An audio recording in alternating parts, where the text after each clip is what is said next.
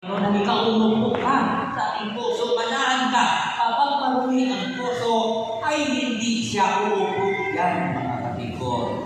Ganun ang buhay natin. So, kailangan alisin yung maruming puso para pag-upo ni Kristo, siya ang magmamandog sa atin. Bakit? Ang wika niya, ako ay makasama ninyo sa pagkain. Ano man ang problema mo, ano man ang pagkailangan mo, may sakit ka man, ikaw ay pagagalingin ni El Shaddai. Amen ba?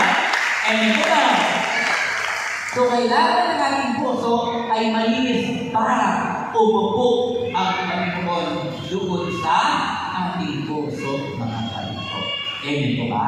So, ganun, mga kapatid ko, ang Diyos sa ating buhay. Hindi siya makakilos, hindi siya makapok kapag marumi ang ating puso. Bakit? Kapag marumi ang puso natin, ang may sungay ang nakaupo yan, mga kapatid ko. Kailangan mawala yan para si Kristo nabuko, para pakinggan natin siya, mga kapatid ko. Kapag tayo nakinig sa Panginoon, bawat salita ng Panginoon, walang sayang. Bakit? Ang lahat na nakikinig at naniwala kay Kristo, ang buhay ay mapaganda, mga minamahal ko.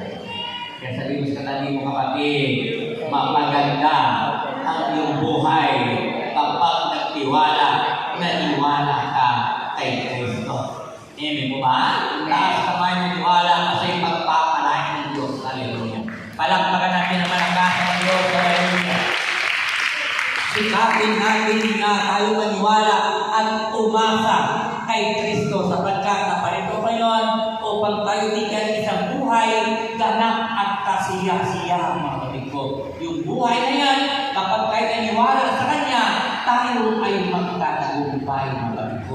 Medyo mahirap lang ang lamanan kapag ikaw sunod-sunod sa Panginoon, pero ganda naman ang hirap sa katagalan, ikaw ay magtatagumpay. Amen po ba?